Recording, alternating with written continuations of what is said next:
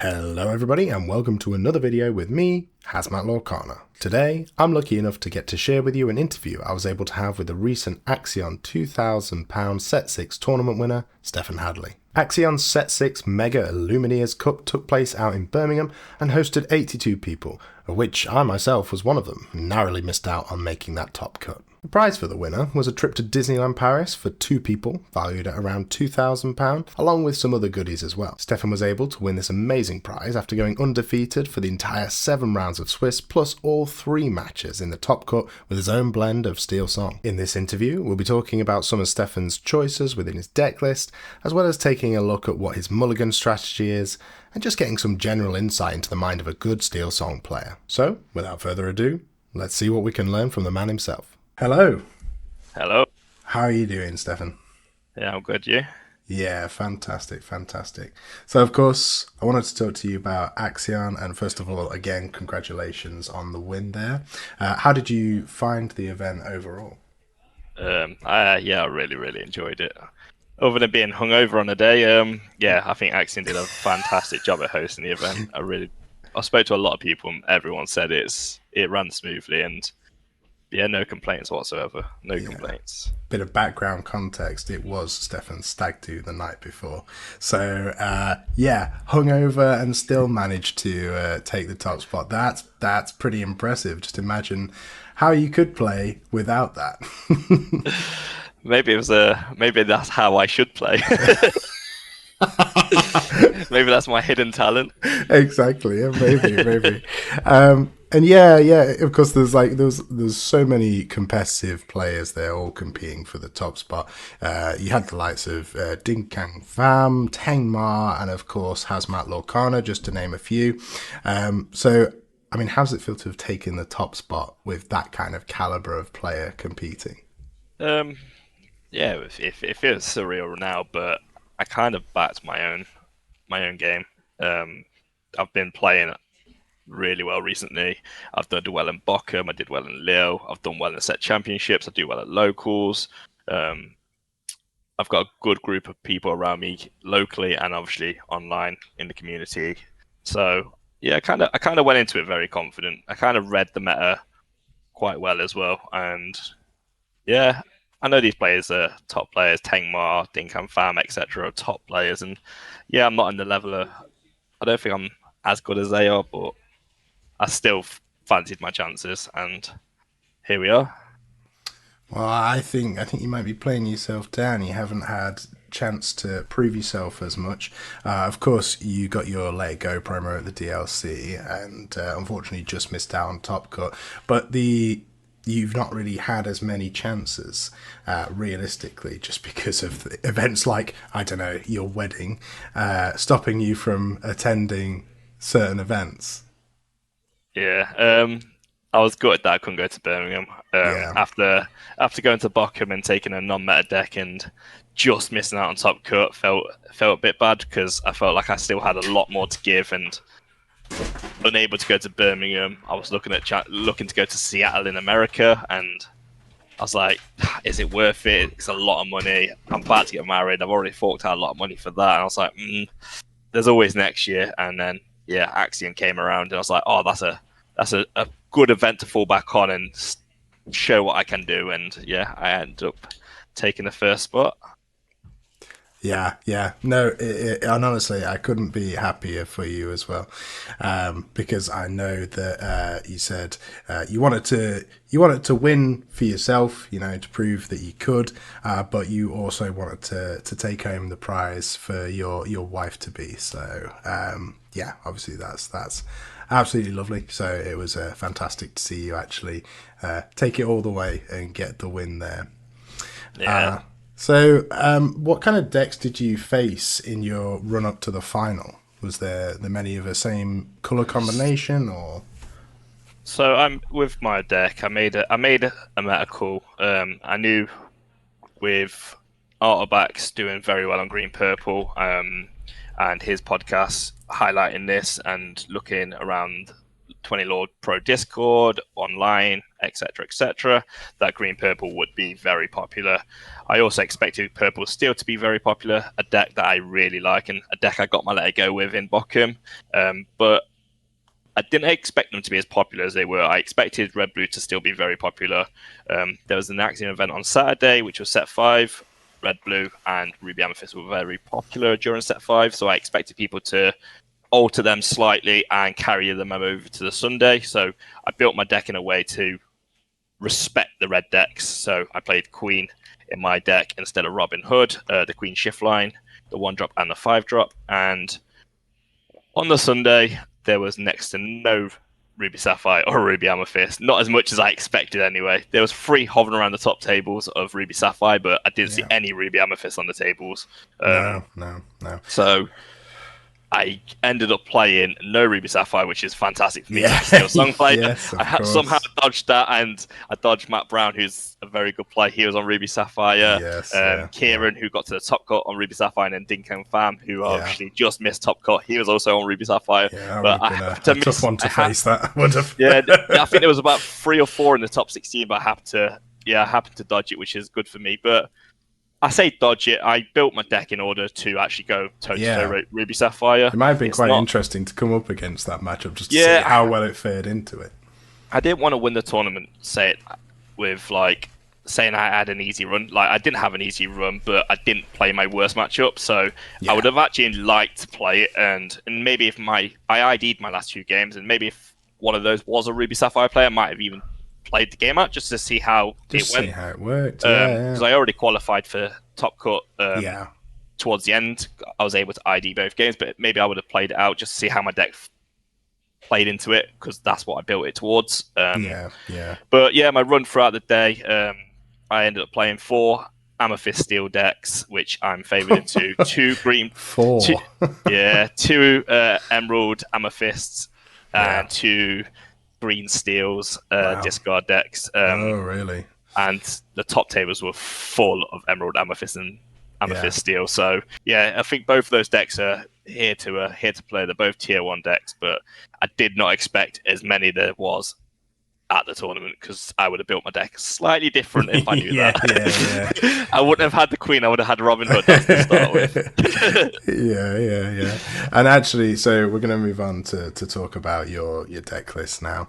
And of course, you were on a Steelsong list. I was going to ask you about your decision to play the Queen rather than Robin Hood. It's a question that's always within the Steelsong community, whether to play one or the other. And at the end of the day, like you said, it's just a meta. It's meta call, really, isn't it? It's just dependent on what you're expecting to see at the event. And of course, you've said you were actually taking for red blue there, whereas as it turned out, crikey, you came up against absolutely none of it. I also play Queen because a lot of people would just say, look at the stats. Queen is the 4/3. She dodges Medusa. She dodges Ice Block Brawl. Her ability does come into play, but the main reason to play Queen is the Shift 2. The Shift 2 is absolutely bonkers. It allows you to put a Singer 5 on turn 2, because other than that, you got Ursula Vanessa, which is a 2-drop, but you can't sing till turn 3. Ariel on 3, but you can't sing till turn 4. And same with like Robin Hood, you can't sing till turn 3. So that Singer 5 on 2 is very, very strong. And even outside of the red, like Ruby decks, the Ruby Sapphire, the Ruby Amethyst, she still actually is very, very good. Yeah. Did you find that came into play a lot then in your games? Were you shifting her on turn 2 and being able to sing to remove threats, or how? Yeah, so if you play Queen on 1, you have to respect the shift Queen on 2. It is a probability, and going first, if you shift Queen on 2, you're able to ink twice, play 2 characters, empty your hand down to 3, and a whole new world, while your opponent has 6 cards in hand. The card advantage in that is still incredible. And you're getting rid of their mulliganed hand as well, which is actually really, really powerful, because the mulligan rule in this game is very generous. So. Yeah, for sure. The mulligan, I think mulliganing and inking defines good players and top players. But yeah, just being able to whole new world on 2 and just screw their mulligan, and it is kind of rolled in the dice. You might give them a great hand, but if you don't give them a great hand, and a lot of the time you don't, Yeah. And you're not too fussed because you've already emptied your hand, so you get 7 new cards to play with. You've got a Singer 5 on board, Exactly. and then you can just play from there. And it's such a powerful tool. So even outside of the red decks, she still comes into play a lot. Yeah. Did you feel like she was a detriment into Steel? Was she easily removed, or did you find that she actually still did work into those matchups? I found she was good into Steel matchups. I didn't play any Steelsong mirrors, but if I did, I am confident with Queen into that Steelsong mirror, and I don't mind her into Green Steel as well. Free willpower is still quite tricky to remove out because Let the Storm Rage On doesn't deal with it, so you have to get 3 characters on board and strength her, or double sing with Ursa if you're playing Green Steel. Which it is quite tricky when I've got a Cinderella on board and she removes a card, or if I shift Queen, I'm singing a song. I'm most likely singing Zeus or Storm. Yeah, you're getting rid of a threat. You're getting rid of the Ursula, aren't you? Really, that's like you one of your primary targets. Yeah, and then she's got free willpower and she's quite hard to remove outside of strengths, and not many decks other than Steelsong are running Zeus, so she does stick a lot better than you expect because you are getting on 2, so there's nothing really can move her there and then. The only card that I found problems with was Calhoun, so if I opened, especially if I was going second, if I was going first it wasn't a problem, but going second, if I open Queen and then their two drop is Calhoun, I might deviate from playing Shift Queen and just play Ursa Vanessa on 2 and just keep the Queen Shift in hand for a later turn. Kind of tricks your opponent saying, oh, maybe they don't have it, because most people might shift it on 2 anyway. But I'm like, I'll put Ursa Vanessa down. I've got Strength in hand. I'll put another drop down card down on 3, and then I'll just Strength that Calhoun away, and then I'll shift the Queen at a later time. But you know, people think she's bad into Steel, but she's not. She's not as good as Robin Hood, but she's still a very good card, and that shift 2 really does matter. Yeah, she's still able to hold her own in those matchups whilst actually being really better into your red matchups. So yeah, fantastic versatility. Another reason to play her is if you look at my list. And you look at Steelsong as a whole, the free drop is very saturated. People are playing Ariels, Balus, Lawrence, Pete's. It's very highly saturated. So when you're playing Robin Hood, your shift on 3, you're not playing your Ariel, you're not playing your Lawrence. True, it's better for the curve. So if you miss Ursa on 2, you still have that Queen on 2. So you still are developing a Singer on 2. And you don't always hit Cindy, which is obviously your primary 1-drop, but being able to develop a Singer early is the way to win with Steelsong, for sure. It's the way you can control the board early, gain tempo, sing a whole new world, keep your tempo going, and once you lose that tempo, it's so hard to climb back. Yeah. And we're going to have a look at your set 6 picks now. So I noticed you've gone for Lilo and Pluto. So Pluto, I mean, he's just an absolute unit. How did you find using him? Was he useful in your games? So if you look around all the Discords and all the forums and stuff, everyone is high on Pluto. Yeah. Such a fantastic card. Overstated, 5/5 on 4 bodyguard. Incredible. But with the amount of Amethyst there is at the moment, I found that he wasn't as good as I wanted him to be. Mainly because people just send maybe like a 1-drop or something small into it and then just remove it with a Fox or remove it quite easily. I found that, like, with the amount of Amethyst, Steel, and Green Purple decks there were, a lot of people playing characters to the board, so they would just do a little bit of damage here and there and then just remove him, which isn't bad because then you're not challenging your Singers. However, he wasn't as good as I wanted him to be. Still very, very, very good, and he helped close out games just like Baloo. Being able to go wide, drop a bodyguard is annoying for a lot of decks to deal with. But and again, it's another card that is good into those red matchups. For you said, when you were building the deck, you were thinking of the red matchups. So I assume that was another reason for this going in. Oh, for sure. The 5/5, he can't be removed, and he trades with Maui, so he allows your Lawrence and your Smees to continue questing. So that was another another reason why he was in my deck. But I found he was a lot better towards the mid to late game. He was never something I wanted to drop on turn 4. No. The only reason I would ever drop him if I had Singers on board and I wanted to protect my Singers, but unfortunately that's not always the case. You really are as a Steelsong player, you really are looking to develop your singers, remove the board, gain tempo, sing a whole new world, and then start playing your bodyguards to protect everything. If you haven't got a singer on board, you're not really protecting anything. You're just protecting maybe questers, and the deck wasn't built to be an aggro deck. There is Steelsong decks out there that are highly built for aggro. They're playing docks, they're playing 4 Plutos, they're a bit more put bodies on the board, turn sideways, remove threats, and keep going aggressive, whereas I didn't play that. I played more of a mid-range control variant of Steelsong, so maybe he didn't fit that build as much, but he was still a powerhouse. Whether I'd still play 2, I don't know. I might go down to 1, but... You'd still keep him in then? I'll still keep him in. I think he's too good to cut completely, but Blue was...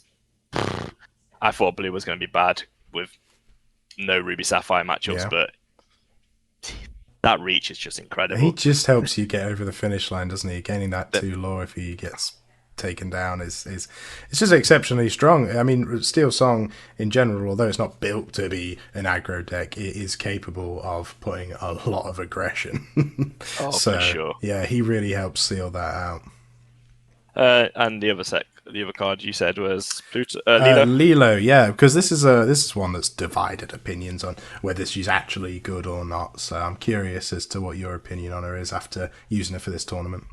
Yeah, like you said, she's a card that's very divided in the community. Some people like her, some people don't. Some people think she's good, some people don't. I feel like it's still early to call how good she actually is.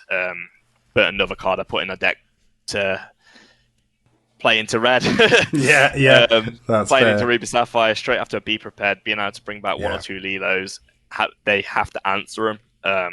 Did you find she was useful still into the other matchups at all, or was she mostly ink, or how was she? How did she actually? Was she beneficial into the other decks? So how I see it is, in previous sets we run Piglet. You'd be on Piglet maybe 2 of, works with Smee and is another aggressive quester. But into Steel and other matchups, she wasn't the best. Mainly Steel, she's not great because... Oh, he's not great, should I say. He's not great because he gets removed by Storm, Strength, and all the removal. If there's Diablo in the meta, then there's removal for Piglet, for example. So in Steel... she's ink. She gets discarded. She goes to discard pile and might get use out of her, but she wasn't key. I don't know why I keep calling her she. He wasn't key. He wasn't key to the matchups. And same with Lilo. Into Steel, I just inked or just sent it to the discard through Green Steel discard. It wasn't a key part of my gameplay. Against red decks in testing, he was fantastic. However, I didn't play any red, so I didn't get that much use out of Lilo. Lilo. Oh, I'm talking about Lilo. So you're saying he and she. I'm so confused. He, she. Piglet's a he. Lilo's a she. Lilo can be whatever she wants. I guess. Set 5 Piglet was in the build. Great into red decks. Into Steel gets inked. Into Amethyst decks. Not bad for closing out the game. It's one of those cards that need ink, like answering there and then, or on questing for free. Lilo's exactly the same. Not good into Steel, easily removed.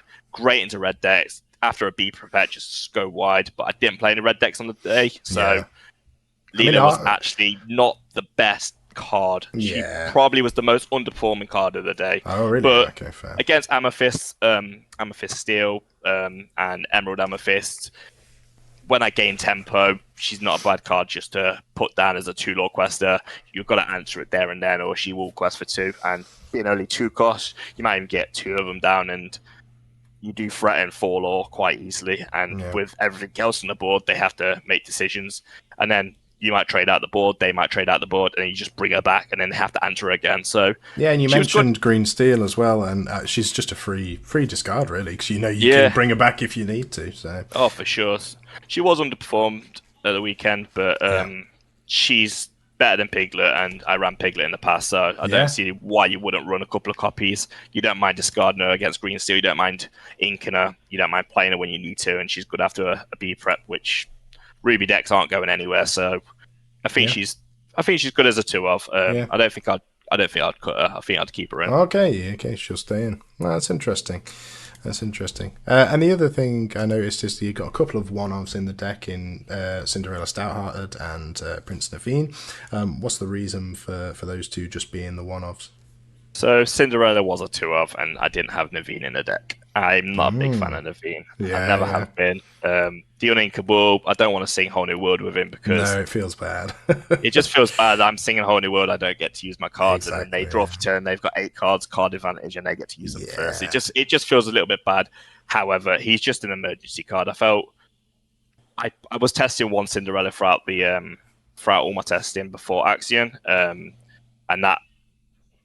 then I went up to, I was on one Cinderella, then I cut one Lawrence. I cut one Pete, actually. I think Steelsong wasn't that played, and Green Steel wasn't as popular as last set, so I thought, with Steelsong pretty underplayed, and Green Steel dropped in popularity, I thought, maybe I can cut a Pete, because he's not, that's where he shines. He's very good in those matches, and still as a 3-of, you can still find one before B prep turn, so I was like, I can cut a Pete, and I'll go to 2 Cinderella. Cinderella's been fantastic. Absolute staple in deck. I don't think I'd ever cut her. I think you need one of because it threatens a shift, especially in an open deck. Especially in open deck lists. If they know you're on Cinderella, if you play, say, a best of 3, game 1 you drop a big Cinderella, they always have to respect that for the rest of the games. Game 2, game 3. 100%. If you've got little Cinderella on board, you got 5 ink, they have to respect that little Cinderella, and then they might just opt to snipe that Cinderella with some removal and keep your area on board, for example, because they're more scared of the big Cinderella. You might not even have it, but they still have to respect it, and it creates very weird scenarios for your opponent. Yeah, absolutely, where you find yourself almost prioritizing Cinderellas just in case of that shift option, because I mean, Cinderella Stoutheart is just terrifying to deal with. There's not much that handles her, really. I felt at Axion, as soon as she hit the board, I won the game. I don't think there's not a lot that deals with her, and if they spend in so much resources to deal with her, they're not dealing with everything else, and then you just turn sideways and gain tempo and win the game. So I opted to play one off because I wanted one Naveen. This was a Friday night decision. Saturday I was on my stag do, so I didn't play any games.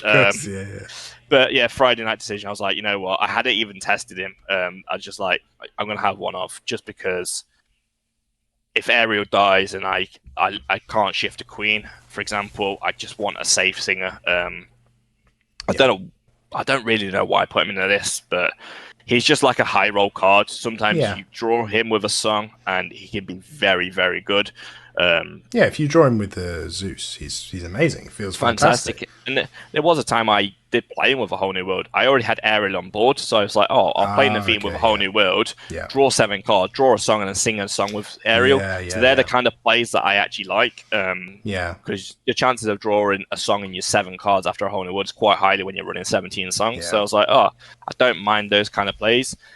As a one-off, he wasn't too much of a brick. I don't think I ever had him in my hand, and I'm like, I wish I didn't have him. Because he is only one-off, you're not going to find him. And if you find him in your mulligan, you're just sending him back. So he was good. Is he better than another Cinderella? I'm not sure, but he was good. He was good. I think they're both just high roll cards. Like if you get them into play in the right times, they do a lot of work. And if you don't see them, they're not key parts of your deck. You still function without them. So and as you say, you cut down on a Pete. Do you think you missed the 4 Petes? Because I know a lot of people swear by Pete's a 4-of. No, I don't. I don't. He's not a card I ever want to play on 3. The only time I ever want to play him on 3 is if I'm on the draw against Steelsong or Green Steel. If they drop an Ariel or an Ursula on 3, playing Pete on 3 is not bad, especially if you got an Ursula, Vanessa in play. They play them, you play Pete, you sing a song, and it's detrimental to them. But massively, I was on 4 and Pete in set 5, but I had to make space somewhere for Pluto's.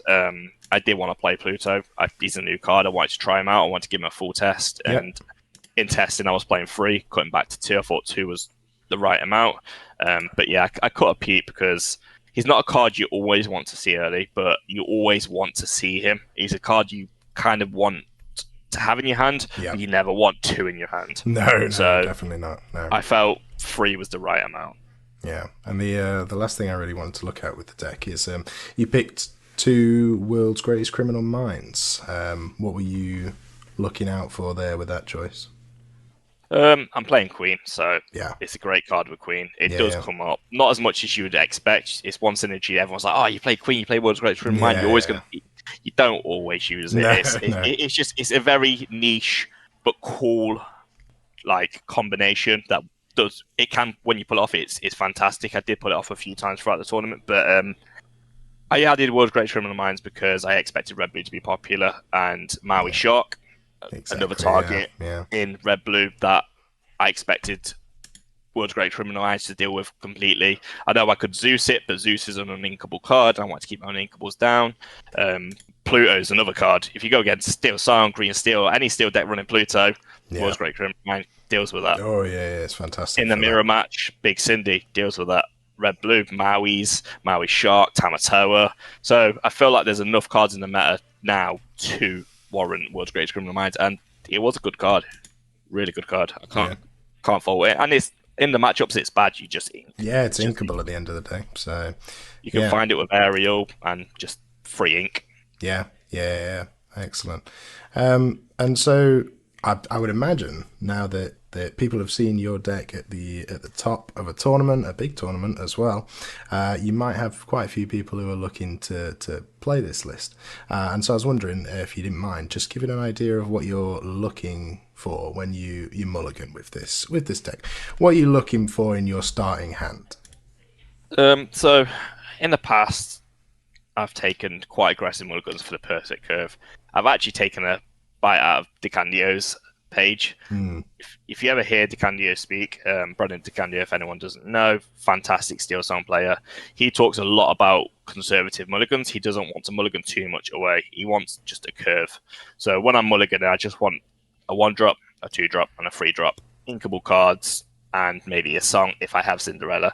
I don't try and mulligan for the perfect curve every time. The perfect line would be a Cinderella in your hand, maybe the Queen shift line, an Ursula Vanessa, Aerial, maybe Let Storm Rage On if you have a Cinderella in your hand. These are like the perfect cards you want in your opening hand. But that's not the case. And if you go chasing for it and then you mulligan, say, 4 or 5 cards, and then you draw back a Zeus and 2 Whole New Worlds, then you're ink screwed for the rest of the game. You inking cards that you don't want to ink, and you end up with like a really bad hand, a really bad start to the game. So I mulligan for a 1-drop, a 2-drop, and a 3-drop. Ideally, Cinderella. If not Cinderella, Queen. I know it was playing daisies, but it's not my preferable 1-drop. It's more of an aggro card, 1-drop just to filter in turns when I've got spare ink. But yeah, Cinderella or Queen. If I'm playing Queen, I really want the Shift Queen. If I've got, say I draw 7 cards and I've got 1 Queen, but I haven't got the other, I'd still keep that Queen in my hand. And if I mulligan away, I draw into it, fantastic. If I don't, I can just ink it. But playing 4 of each, there's a chance that if I say mulligan 3 or 4, I might draw into it, or over the next couple of turns, I might draw into it, and then I have that option. But yeah, I've always want 1-drop, which will be Queen or Cinderella. My 2-drop of choice is Ursula and Vanessa. Like I said earlier, Steelsong, you want to be developing singers at all times. It's the way you deal with the board early, it's the way you gain tempo, and yeah, she's my go-to turn 2. If I don't have her, a good turn 2 would be the Shift Queen, if I've got both in play, or a Smee. Smee's a 3/3, quest for 2, puts on a bit of early aggression, pretty much challenges and trades with everything turn 1, 2, and 3. So, like, if you're playing this with a lot of Ammo Fist, it trades with Fox, it trades with Snake, it trades with Calhoun, trades with Banzai. It's just a strong card. Smee's always been a staple in Steelsong lists as well as many Steel lists. Just a very good 2-drop. I mean, plus if you get the damage on him, you can always Rapunzel on turn 4 potentially, if that is a play. Yeah, he's always an option. And then my turn 3, my priority would be finding Aerial, but Lawrence is not a bad turn 3 card. He's a 4/4, and he's a great card for drawing 3 cards with Rapunzel. Send him into a 3/3, for example. Like if you're going against a Steelsong mirror and they've got Smee on the board, you send Lawrence in, you heal for 3 with Rapunzel. Sorry, that's ideal. That is. It's very ideal. So yeah, I try and keep my mulligans very, very conservative. I never keep songs in my mulligan. I always mulligan them away. The only time I would ever keep a song is if I've got Cinderella in my hand or the Queen Shift line. I might keep one Storm or one Strength, because the chances are with 16 songs, if I mulligan them away, I'm just going to draw them again. Yeah. But if I don't have a singer in hand, I probably will just mulligan all my songs away, because I realistically want an ideal curve with finding characters so I can develop a board, because without a board, Strength is useless. Yeah. Without a singer on board, Storm is useless, so I don't see the point keeping these cards without the characters first. Right. Yeah. So yeah, keep songs if you've got Cinderella, Queen Shift, Vanessa, but other than that, you've got Ariel who can find your songs, and she's your preferable turn 3. And then you've got the Queen Shift line. So if you do have a song, keep it for them. If not, yeah, mulligan them away. Yeah. Never keep Zeus. Never keeps Holy World. Even if you got Ursula, Vanessa in your hand, you don't need to keep Zeus. Yeah, there's nothing problematic turn 1, 2, and 3 to Zeus. No, I wouldn't have thought so. Not for 5. Apart from maybe Ursula, Steve Yeah. Revolt, she will get the Zeus. Yeah, for sure. She will get Zeus. She's very problematic. Even if the Zeus is a 4-cost song, that card is very problematic. I mean, once she starts double singing strengths, I mean, she's very, very problematic, and sudden chills as well.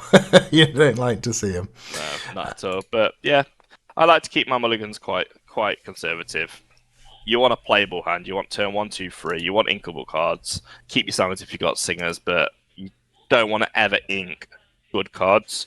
So you don't want to find yourself having to ink Aries. You don't want to find yourself having to ink Rapunzels. You don't want to find yourself having to ink these really good cards, because they're absolute staples.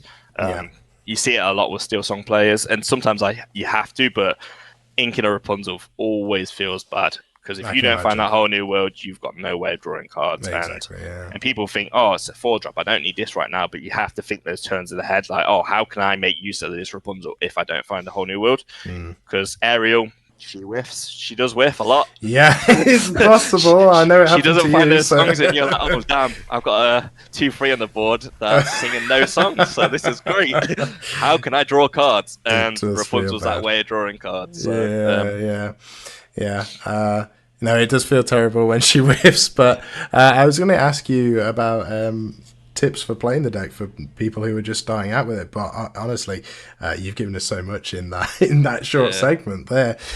So thank you very much for that. I'm sure there'll be a lot of people who are looking to pick up Steelsong, people who are new to the game as well. It's a good deck to play. It's just fun. I highly recommend the deck for anyone. The deck's a low ceiling. People have always said from day one it's a high roll deck. On the play, it is absolutely devastating to play against, especially when they do open 1-drop Cinderella with a Storm, a 2-drop, 3-drop Ariel, whole new world. It's just like, oh my god, this is not even. You can't beat this. It's terrifying. It feels that way when they get that high roll. And if they do get the high roll, it's a scary good deck, but it does have a very high ceiling as well.